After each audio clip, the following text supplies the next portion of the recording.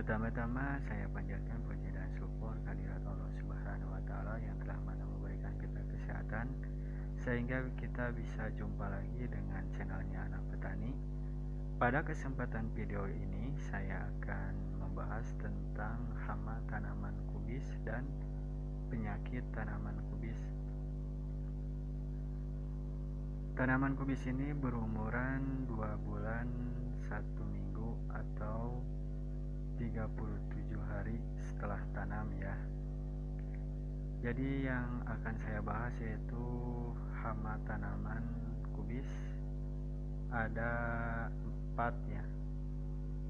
Yang pertama yaitu ulat daun, yang kedua ulat gerayak, yang ketiga ulat crop kubis, yang keempat ulat tanah ya.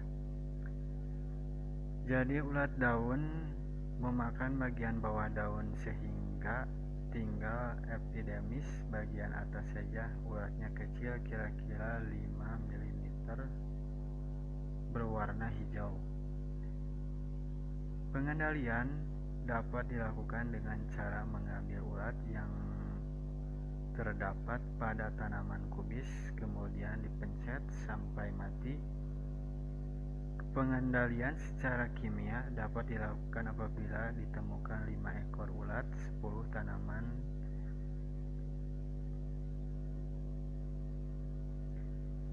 Ulat gerayak juga menyerang kubis. Pengendaliannya sama dengan ulat daun. Terus ulat crop kubis sering menyerang titik tumbuh ulatnya.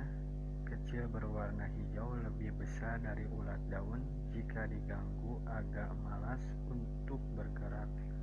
Berbeda dengan ulat daun yang telurnya diletakkan secara menyebar, ulat crop kubis meletakkan telurnya dalam satu kelompok. Pengendalian sama dengan ulat daun. Yang keempat, ulat tanah.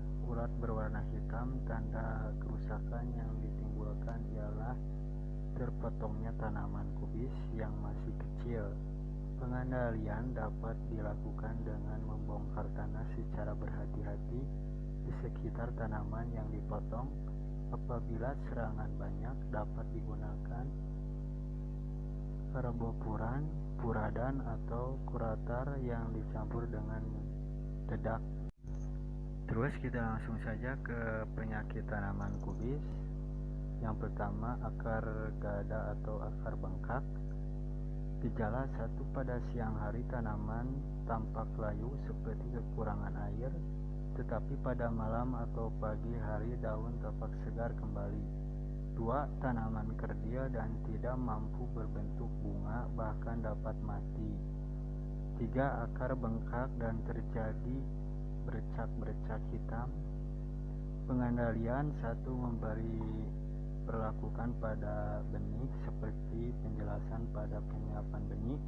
Yang kedua, menyemai benih di tempat yang bebas wabah penyakit. Yang ketiga, melakukan pengapuran untuk menaikkan pH. Yang keempat, mencabut tanaman yang terserang penyakit. Yang kelima, pergiliran tanaman dengan jenis yang tidak sepamili. Yang kedua, busuk lunak berair. Gejalanya yaitu 1, pertumbuhan terhambat, membusuk lalu mati. Yang kedua, bila menyerang batang, daun akan menguning, layu dan rontok.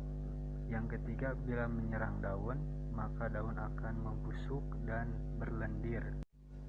Oke, mungkin segitu saja yang saya bahas tentang hama dan penyakit tanaman kubis. Semoga bermanfaat untuk rekan-rekan sahabat tani dimanapun berada. Cukup sekian dari saya, mohon maaf bila ada kesalahan.